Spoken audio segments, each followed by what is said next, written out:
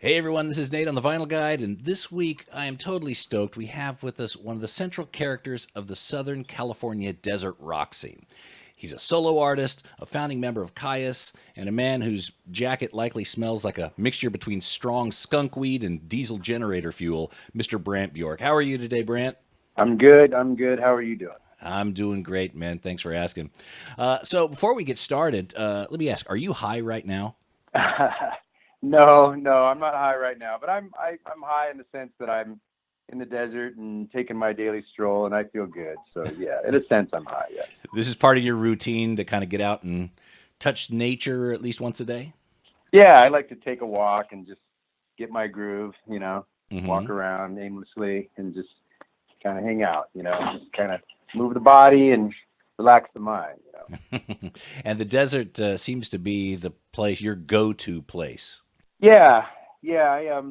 I come here often, and I've got my family, centered in Venice over in L.A., but we still, come to our house here in the desert often, and this is where we kind of come to relax and chill out and, Mm. mellow out. Swim in Lake Brant. Very good.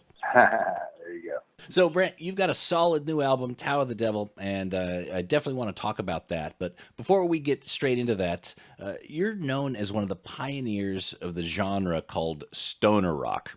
Now, do you accept the term stoner rock, or is that something that really doesn't stick with you? It doesn't bother me. I mean, I make, I just feel like I've just contributed to rock music and rock in the sense of like rock and roll. I play rock and roll, and it's not really for me to define the style in which I create. I mean, if people want to call it stoner rock, that's perfectly fine. That's not for me to. My music's not for me. It's for others. And if that's Mhm. what they want to call it, it's up to them. I grew up listening to rock music and rock and roll and punk rock, and it's all and it's like and this is my contribution and my the result of my inspired musical movement, and people call it stoner rock, and I think it's evidently clear that I am a supporter of cannabis, and I believe in it and use it, and I have always it's always been a part of me as a musician and as an artist, Mhm. and but that's not to say that I have to smoke to create, or someone has to smoke or ingest to enjoy the music. Not at all. But it's just part of who I am, and someone came up with the term stoner rock. I think the first time I heard it, um, I laughed. So anything that makes you laugh is usually pretty good. So So, you were raised in the desert community, yeah? How did you listen to music? Records, cassettes? How did that music get to you? well, I was the youngest in my neighborhood, which was like kind of your typical desert suburban neighborhood, um, just houses surrounded by desert, and you know, I was the youngest of all the kids in my neighborhood. There's a lot of kids and a lot of boys actually, and they were all older than me. And they had record players. Some had their own, some just had their parents' record players. We had a record player at home, and when I was at home, my parents played classics. They were a little older, and so they were around when rock and roll happened. So I in the house there was a lot of Ray Charles and Elvis and Chuck Berry and stuff like that. And then out in the neighborhood, going over to a friend's house, it was usually Kiss or Queen, and that was my introduction to music. So I was lucky. I was kind of raised on, metaphorically, it'd be like being raised on good, healthy food. I was raised on great music, good classic rock and roll in the house. And then, in the late '70s, there in the neighborhood, I was, getting turned on to like Kiss and Queen and AC/DC and stuff like that. Mm. Stones, the Stones were always there. Yeah. It's always good to have older siblings to help bring some of that stuff to you. So, Yeah, yeah. so how did you go from listener to participant? Well, there was this real interesting moment when I was younger, and it was this like very, there was this synchronicity that was happening where I came home from school one day and threw on the TV, and Rock and Roll High School was on. It's like an after-school special. And I was just blown away by the Ramones, and I was really heartbroken at the end of the movie because I thought they were made up for the movie. I didn't think they were real. I thought there's no way a band could be real like that. It was just too perfect for me.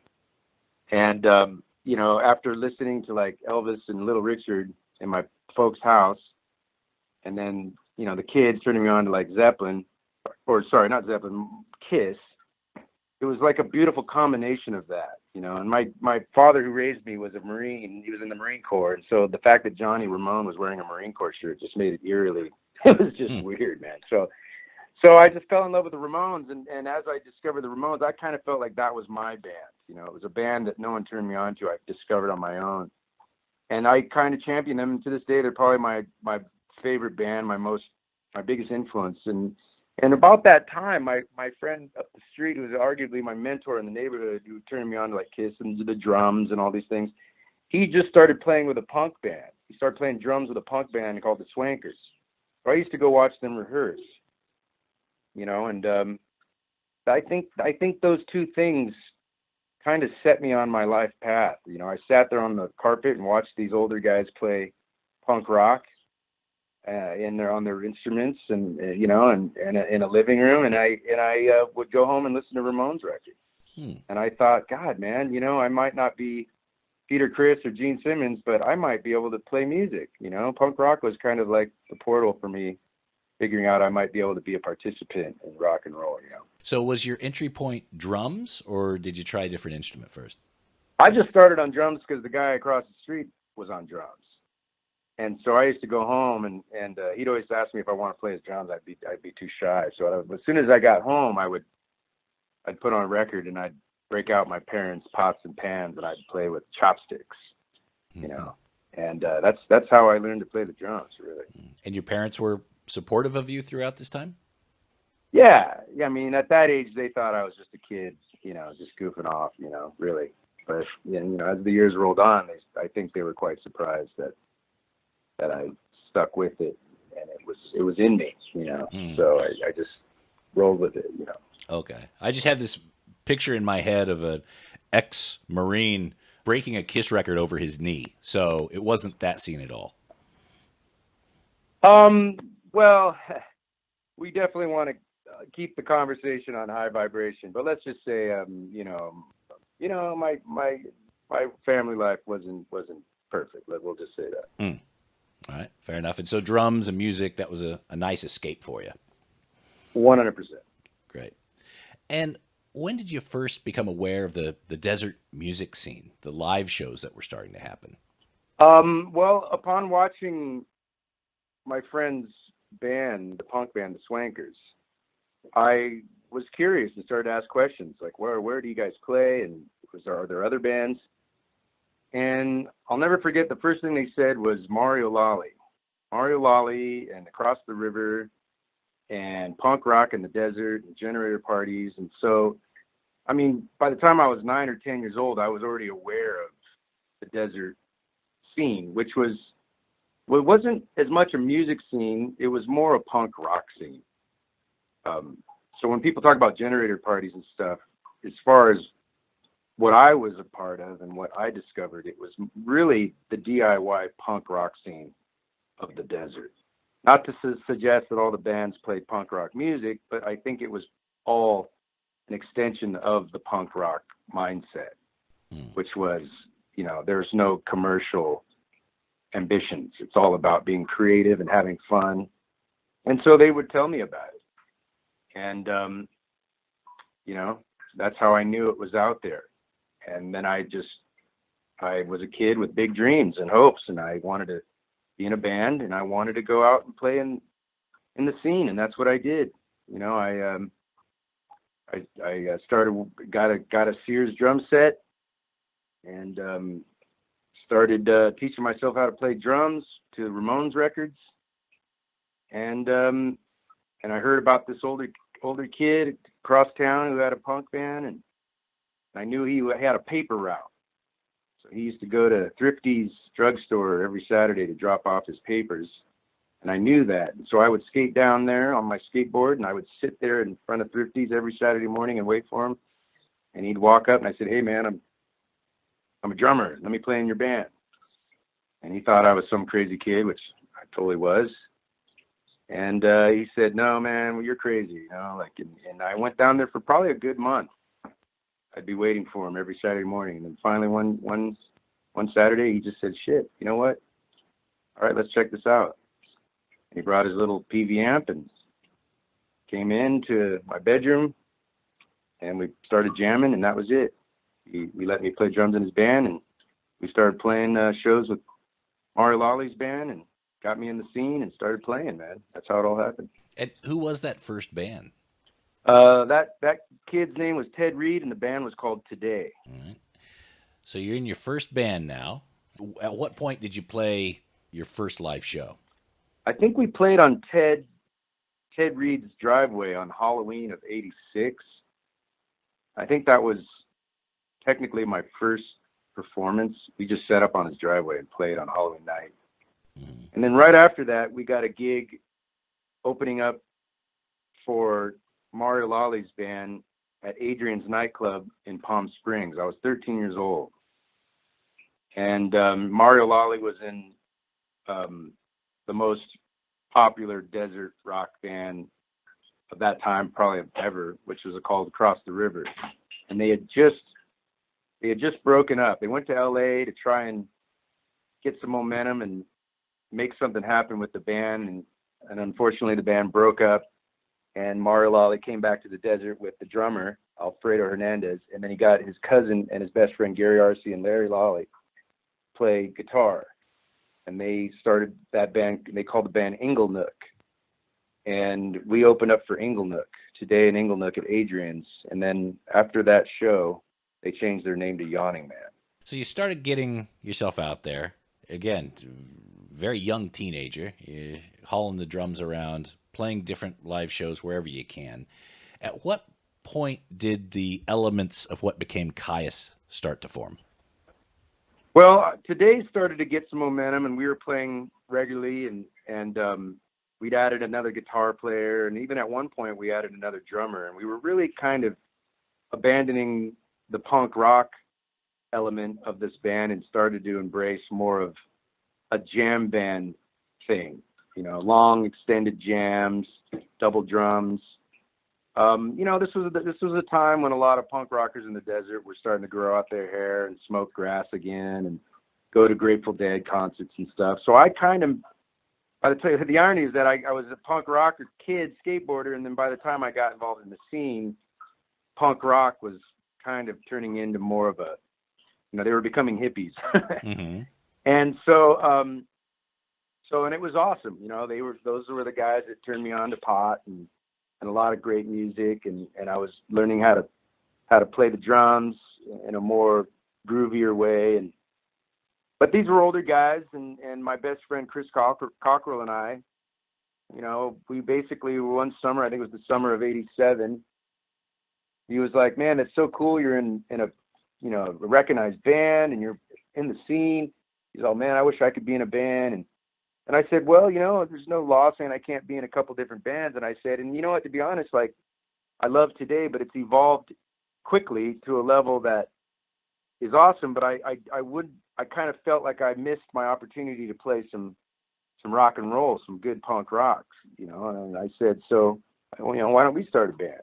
I said, "I'll play drums and you play bass, Chris. You could pick up the bass." He has great taste in music. He's a cool guy, and we were best friends. And so we'd heard that there was another kid that we grew up with who was selling a bass. And again, it goes back to that synchronicity where, it was this kid that we knew from school named Nick Oliveri. And, we went over to his house, small town. Everybody knows where everybody lives. We went over to Nick's house, knocked on the door, and Nick said, "Hey." And we said, "Hey, man, we heard you're selling a bass." He said, "Yeah." Said, "Well, we want to buy it." He said, "All right, well, what are you guys doing?" I said, "We're starting a band." He goes, "Well, I'm starting to play guitar." He said, "What if I played guitar?" We said, "Well, sounds good." So the three of us started jamming, and that was basically the beginning of what would become Kyuss. And it was exciting time because, you know, punk and metal had always been two separate worlds, and certainly was in the desert. But something happened in the mid 80s where punk and metal kind of collided. And although I'm not a big fan of a lot of the bands that had kind of started to morph together, I did like the idea that it brought people together. And Nick was a kind of a heavy metal kid who was discovering punk rock, and Chris and I were like punk rock kids who were starting to discover things like, you know, Metallica and Black Sabbath and some of these more heavy metal based bands that we felt an attraction to. So it was happening, you know. That was a big part of us coming together, and that was kind of the beginning, you know. So once Kyuss started getting together, started getting very popular, especially in the local community, what was your first realization that this band was starting to get a big following? What was that oh shit moment? Well, it wasn't so much, the oh shit moment wasn't really when we started to get a following. The oh shit moment, which I relate, I definitely relate to Iggy Pop in the new Stooges documentary. He describes his oh shit moment with the Stooges, and I really related to that because it was very similar to my oh shit moment, which was, you know, Chris and I, we rocked with Nick for a while, and then Nick kind of disappeared, and that was about the time when Josh appeared, and then John appeared shortly after that, and we started to focus on our chemistry and songs, and we just kept working hard. You know, we're desert kids. We're desert kids. You work hard. There's nothing else to do. So like little things are really important. And we worked hard at our music, and John worked hard at becoming a singer, and we were really, really growing together. We were kind of starting at zero together, and we were growing together. And I just remember there was this one day where I was like, holy shit, we sound pretty good. We had pretty high standards. And I think that was why we were able to achieve the level of sound that we were and the feel. We wanted to be good, and we listened to what we considered to be good music. And we wanted to be good, you know. And one day I felt in my gut we were good. And that started to, while we were playing shows in the desert, a lot of the older generation bands and people didn't really take us too serious. We were just some young kids, you know, doing our thing. But as we got good, I think I started to notice the older generation starting to turn their heads, like, wow, man, these kids are kind of rocking. So yeah, it was an exciting time. Did that happen rather quickly, or was there a lot of twists and turns in that first couple years? It happened. Our chemistry locked in pretty quick, and that's just the will of God, really. I mean, you know, we weren't looking for the ideal guitar player or the ideal singer. I mean, it was literally just whoever was the kid with a guitar who was into the same kind of music was in the band. Mm-hmm. And the only guy that was in, and whoever was willing to get up there and sing was going to be the singer. So that's where fate just kind of plays a big factor. And you know, it sounded like four guys who naturally were brought together, and we just wanted to do something with ourselves. We wanted to do something with this band, and we started to sound good. And you know, that probably all happened to answer your question, it happened pretty quickly. It happened probably in the first 6 months. I'd say we kind of got our trip together in the first 6 months. So yeah, it happened pretty quick. And then, you know, for the next couple of years, we just tried to figure out who we were and what we wanted to do and how to arrange our songs and stuff like that, you know. Whenever I listen to Kyuss and really any of your work, there seems to be a very clear a purity to it. There's an honesty. It's like an organic creation. In the early days, you guys really didn't have that much of a commercial interest or a commercial mindset. You were just doing it for you. At what point did you start to think, wow, maybe we can take this a bit further? Well, yeah, we very much had the mindset that was from us being into punk rock. And I think the one band that we all agreed we really liked, Josh and John and Nick and Chris and I, we all loved the Misfits. And so they were kind of the band that we felt was our touchstone. Like, we certainly didn't try to emulate them, but you could clearly hear the influence. And the Misfits taught us to just have fun, but like work at our craft. Song is important. And we also liked the way they put out like 7 inches. You know, their 7 inches were legendary. And so now that we were up and running and we were making a name for ourselves in our community in the desert, we got the idea of like, well, what if we, recorded a 7-inch so we could have a 7-inch to give to our friends and maybe even put in the local, record shop. And we had a friend, actually Josh and I knew a guy whose father used to play drums professionally for the Osmonds. And he had a connection to a little studio in Orange County. And so we pooled our money together and planned on going up there to record 2 or 3 songs, however many we could break off, and then try and turn it into a 7-inch. And that's what we did. We went up there, we recorded 3 songs, and we came home with a cassette copy. And that's as far as we got. We didn't really even know what to do or how to go about taking the recording and pressing it up into a 7-inch, but at least we had a recording of ourselves. Something to start with. And it sounded terrible, but it was something to start with.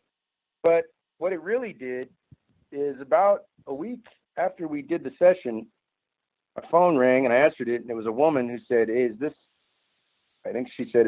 Katzenjammer or Sons and Kyuss, we might have been called by that. And I said, yeah.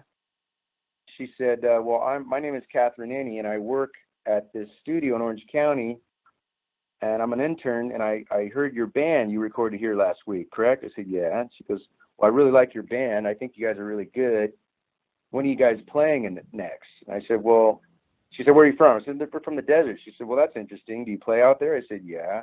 She goes, well, when are you playing next? I said, well, actually, it's ironic. We're actually playing next Saturday at a club, which is very rare because there weren't many clubs in the desert. If there was a club, all the bands would play there for about a month, and then it would shut down. And so that was the case with this particular club. It was a comedy stand-up club in Palm Springs, downtown Palm Springs, and the bands played there for about a month, and then it shut down. And we happened to be playing that following weekend. And so she said, well, me and my partner are going to come out and see you guys. I said, all right, great, man. What a trip. That she called. And she came out with her partner, and they saw the show. And after the gig, she came up to us and said, do you guys have management? And we were like, that's ridiculous. Of course we don't have management. We never even thought to have management. She said, well, would you ever consider playing out of the desert, like in LA or something? And we were like, well, I don't know. We never thought about it. She's like, well, if I said I could manage you guys and get you shows in LA, would you play them? And we looked at each other and we're like, well, why the hell not? If you could do it, I guess we'll play. She said, all right, well, I will. And so she managed us and started booking us shows in LA. And how was that transition from playing in the desert community and then going into Los Angeles and playing some of the clubs there? What was the contrast that you saw right away? Well, the contrast was real, and it was big, and it was part of our experience and part of our legacy. And the contrast was we were these desert hicks, we were these desert rats. And we came into the Hollywood music scene of the late 80s, which was, the Jane's Addiction and the Chili Peppers and the Guns N' Roses. And it was popping. Hollywood music scene was really popping off at that moment. And, we came in with our scruffy clothes and our scruffy gear and our scruffy hair and our scruffy sound and our scruffy attitude. We all had chips on our shoulders, and we just walked into clubs and we just rocked out, and we took it to them, and we didn't care if people liked us. We didn't care what people said, and if someone had something to say and we didn't like it, we'd let them know real quick. You know, we were punks, man. We came from a rough environment, and so when we went into LA, you know, LA could chew you up and spit you out, but they couldn't do it with us. That was for sure. You guys have been toughened up for many years out there, so Hollywood was nothing for you. It was nothing. It was nothing for sure. So once Kyuss started getting more well known, how did you see the desert scene change? I mean, were there record labels then sniffing around for the next band to sign? Well, we landed a deal with Kathy after, you know, about a year of gigging LA, and that just blew everyone's mind in the desert, you know. And the desert has with all due respect, I personally refer to it as, it has a small town, almost like kind of ghetto mentality, you know, where it's like people were shocked and a bit jealous and bitter that something really amazing had happened for us. And so there was a backlash when we got a record deal. And so coming home was kind of how did you see that? Well, yeah, just like, you know, people were just kind of like, it was bittersweet. You know, there was a lot of people it was divided. A lot of our friends were really excited for us, and a lot of people in the community that had worked for years in bands, that they were a little bitter, you know, like, well, how'd they do that? You know, why do they deserve that? And yada, yada, yada. So, but we did our best to try and help our brother band at that time, which was Unsound. And we had our manager manage them. We tried to get them up in LA to play with us, and it didn't work out for them. But we wanted to bring our brother band. We wanted to bring our kin. We wanted to bring our community. And we still played in the desert, and more people were coming to see us. But, you know, it really wasn't like we were championed by our environment till long after the band was almost over. Even while it was going, I don't know that we were totally ever championed in the desert. I think now people are still just amazed that we ever did it, you know. The desert's a hard place. I think there's a phenomenon where that happens quite a bit. When the unexpected starts happening, people are confused on how to react. And that's pretty much, you kind of hit the nail on the head. That's exactly what it was. The miracle, it's a miracle, you know. It's like us and all the bands that played in the desert community. We did it, like you said a couple minutes ago. We did it for the love of music, for the creative outlet, for the mental therapy, and to cure the boredom. And we had natural talent, some of us, and we wanted to exercise that. But no one, and I very confidently speak for everybody that ever played up to our grandiose moment, nobody thought they were ever going to get a record deal and go, you know, go play and tour and put out records and have a career. Nobody thought that. None of us either. And it happened. And it's one of those, it's a freak thing, man. It's a freak thing. So once the band picked up some national, international steam, was there another oh shit moment? Yeah, there's a handful of oh shit moments for my experience in Kyuss. And one of them was definitely after we had recorded Blues for the Red Sun, and we had a listening party, and we sat down and we listened to the record, and I definitely was like, oh my God, we did that. That's incredible. You know, we literally blew myself away. And I remember feeling anxiety, like it just made me nervous to hear the music. It was almost like looking in the mirror for the first time, and you're kind of like, wow, I didn't know I looked like that. And you don't know if it's good or bad. It's beyond positive or negative judgment. It was just a bit shocking, you know. Were you wary of kind of what was coming next? Like you just created this album, now the expectations have just leaped up? Well, it was just kind of like, you know, about that time, the record label and people around us were kind of saying, listen to this shit. This is crazy. I mean, you guys are going to be really big. And that freaked me out a little bit because that wasn't my desire to be big or pop. I wasn't ambitious like that as a musician. My ambition as a musician was more of like an artist wanting to just, not have to get a day job and be able to create and be free to create and have a blue collar approach to my craft. Get up and go to work and work hard. And so this whole attitude of the record label and some people just thinking like this is our ticket to success kind of freaked me out. It wasn't jiving with my mindset, Mm-hmm. And let's not forget, let's remind the listeners, you were 19 years old at this point. I was actually 18. You were 18, okay, even younger. Yeah, you could buy cigarettes but not beer. So exactly. Here you are, and you've gone through 5 and 6 years of playing in bands and being in clubs and building that up and doing your third record, I believe. There's Sons of Kyuss, Wretch, and then Blues for the Red Sun at age 18. You're right there on this precipice.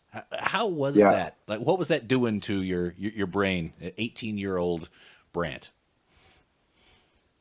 Well, it like I said, man, it kind of freaked me out. And I think it freaked Nick out, and I think it freaked John out a little bit. And I think that was the big moment where Kyuss was. We all had our individual responses to this experience, and I feel strongly that Josh had a personal experience that was a bit different from ours. How so?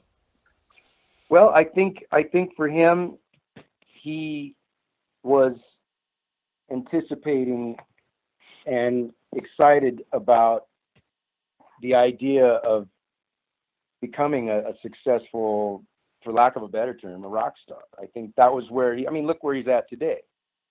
Mm-hmm. That's what he didn't get there by accident. I mean, he's doing today what he wanted to do. And I think at that moment, the major conflict began, where he saw it as an opportunity to go where he is today. And I can't speak for Nick or John, but for myself, that wasn't what I wanted to do. He certainly seems like a pretty motivated guy. And so up to Blues for the Red Sun, it seems like it was a all for one, one for all. And that may have changed shortly after that? It changed the day we mastered the record. Mm. Yeah. You remember the moment? I will never forget it. There was a very specific moment where it was clear what was going on. And I always looked at it as it had ended before it even really began. Mm. For me. Was it a control thing on the sound? Was it a publishing or money thing? Well, definitely a business thing. Mm. It was a money thing and an ego thing, and an entitlement thing. And I viewed our band as gaining success because we were a band, and the miracle had happened. 4 young guys from the middle of nowhere got an opportunity, and we served up a bitch and played a rock and roll, and we were ready to go and do this. And it was very much a one for all. I loved Iggy Pop's articulation of it for him and the Stooges. We uses the term communism, and it was the exact same for us. I mean, it very much was. We were like, we eat from the same pot, we take the same pay, and regardless of who does what, who writes what, who does what, you in the end, it doesn't matter because we need all of us to make it happen. And Josh didn't feel the same about that. So going into recording what became Welcome to Sky Valley was a very different experience than when you were recording Blues for the Red Sun. It was the exact opposite. Okay. And after that recording, that's when you had enough. What was the conversation like with the band when you let them know you were leaving? Well, I told Josh I was leaving before we even did our last tour, and he was upset. And he threatened to break up the band, and obviously didn't. Took a crack at it after I'd left. And then I told John and Scott Reeder, who had joined the band by then, I told them I was leaving, and they asked why. And I said, well, because, this and that, and Josh is, behind closed doors and business terms, he's going to want to do this. And to me, it doesn't promote longevity, and I don't think it promotes having fun and equality, and so I'm going to leave. Leave while I still feel like the music was still good.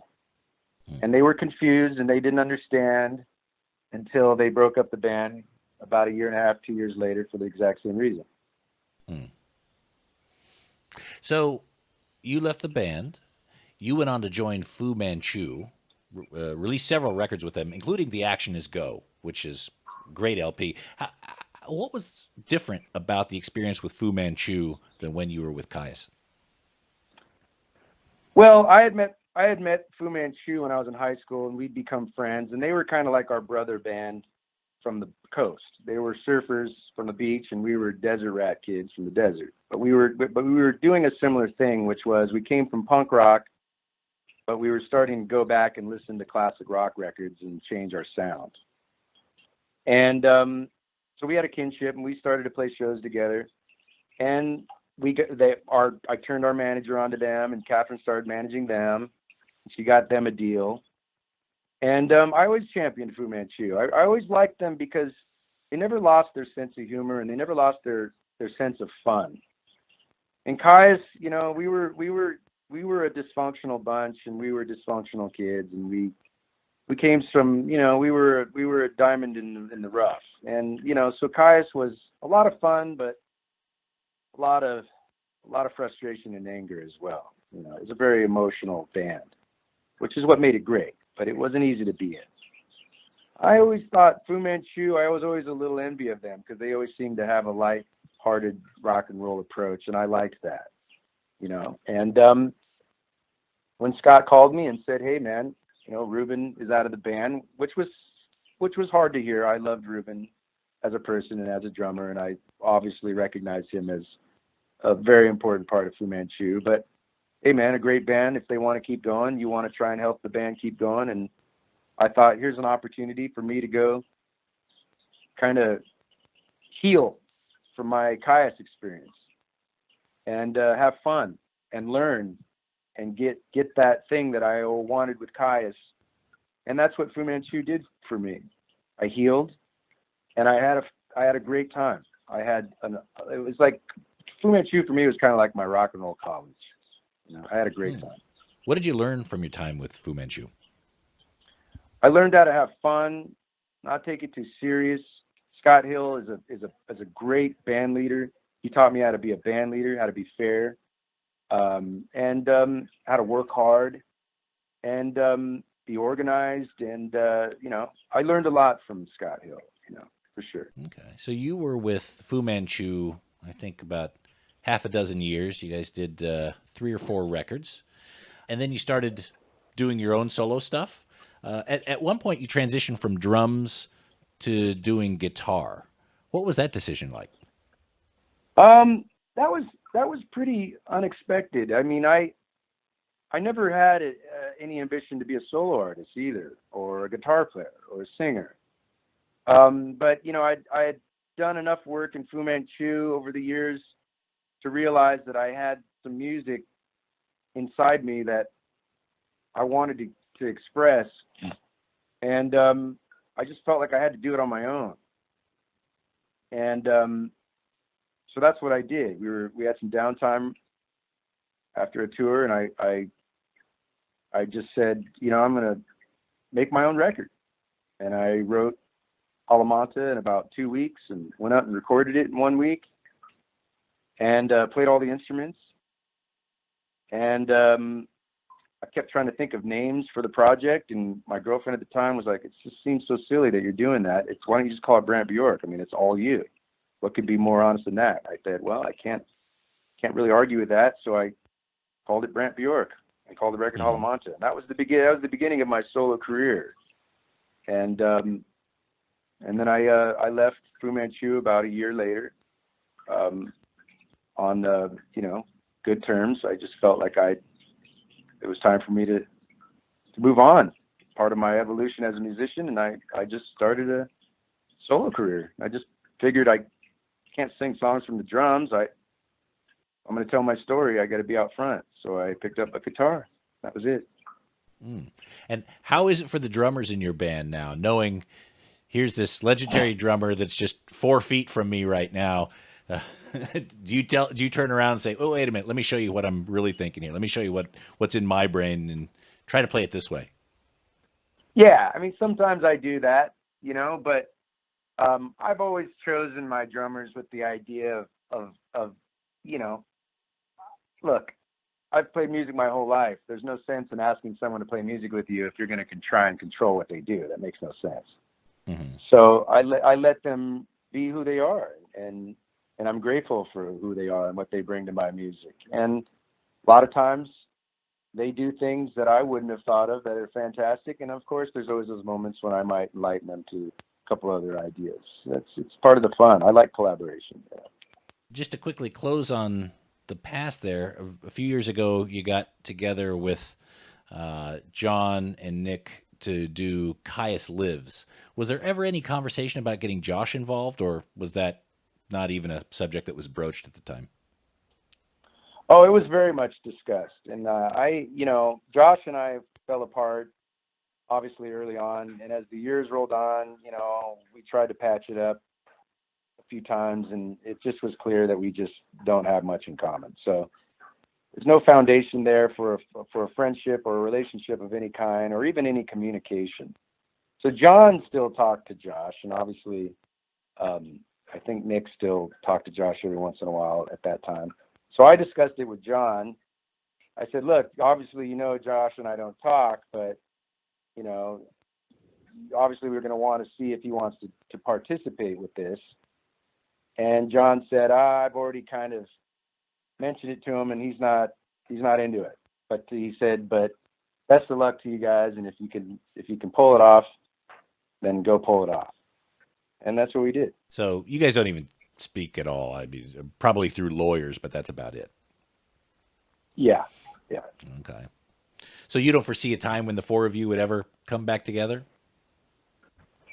Well, anything's possible. I mean, we never expected Kyuss to happen. We never expected Kyuss Lives to happen. So, I mean, it's pretty clear that anything could happen. I'm quite content with my life as a musician, and with more so with my family life. And I don't, Kyuss is a very, it's part of my foundation and part of my history and my growing and my experience as a musician. But if it was something that had to remain in the past, I wouldn't be upset about that. But it's, you never know. Sure. It's part of your history. It shaped you. It created a foundation from which you can have a creative living. But it also taught you so much as well. So leaving it in the past, there's no judgment or no disrespect on moving beyond it. Exactly. It sounds like you're in a good place right now. So let's talk about the new record, Tao of the Devil. Okay. Now, this is your 7th or 8th solo release? I think it's even more than that, but I lost count, and it probably doesn't even really matter. So you've got some really strong grooves on this album, Tao of the Devil. And again, I'm going to be playing a song from the new album here on the podcast. I also encourage folks to go over to brantbjork.net, where they can see the video for the song Stacked, and of course order the album. It's on vinyl. Black Power Flowers on vinyl as well. Of course, you can pick up some Brant Bjork shirts and that sort of thing. Support him. So let's talk about that record. Where are you at as a solo artist right now that makes Tao of the Devil sound the way it does? Well, it sounds the way it does because it feels the way it feels, and it's actually the result of all that we talked about, going back to my origin as a musician and my experience with Kyuss. And again, going back to the beginning, I wanted to be in a band, and I wanted to be in a good band. Kyuss, Stones, Zeppelin, Ramones. I mean, these are bands, guys collaborating, and it's like that's what I always wanted. Mm-hmm. And through all these years as a solo artist, it's interesting because I've kind of taken the liberty and the freedom and the power, if you will, of being a solo artist to just inject myself back into the band situation. And I got these guys together: Bubba Dupree on guitar, David Densmore on bass, Ryan Good on drums. These are my favorite people, and they're my favorite musicians. And we get together and we put songs together and we play them just like we did when we were kids. And that's what this record is, and that's what it sounds like and feels like. And that's what it was all about, and that's what it is all about. In your creative process, do you come to rehearsal or come to the band with, okay, here's a few riffs I'm working on, let's work on them together? Or are the songs pretty well formed by the time they get introduced to the others? Well, it's a very, very, it's a very fine line between the performing arts and the recording arts. And we try to just find the balance, the middle ground, which is to say that, of course, sometimes we approach songs and recording in a kind of recording art mindset of we're going to sculpt this and make this with the idea that people are going to listen to it in their spare time. And then there's the other approach, which is, this is what we do, this is how we do it, this is how we perform it, take it or leave it, hit record, accept the results. We kind of do both, So you have a bit of a structure, but you leave enough room for it to breathe and to kind of have a bit of its own growth within the song, its own surprise from what the musicians bring to it. Exactly. Oh. Exactly. And of course, you've now experienced a lot of life beyond that 18-year-old kid that was holding the Master of Blues for the Red Sun in his hand. You've now got a family. How does that contribute to your creative life? Oh, it's everything. I've got two boys. They're beating on the drums, listening to Kyuss records, and I get to go back to a very beautiful time in my life, and see it. And they're reminding me, they're teaching me, hey man, rock and roll is fun. For sure. Oh, that's beautiful to hear. Brant, again, thank you very much for spending time with us here. I want to encourage folks to go over to brantbjork.net. Check out Brant's new album, Tao of the Devil, and of course, grab some of his other stuff as well. And make sure to check to see the tour dates if he's anywhere near you. Now, I know Brant's coming near us down here in Sydney in May. I'm definitely going to be up front at least one of those shows. Wherever you're at in the world, make sure you check out the tour dates and see Brant Bjork wherever you can. Brant, thank you again so much. I do appreciate it. Thank you. Thanks a lot.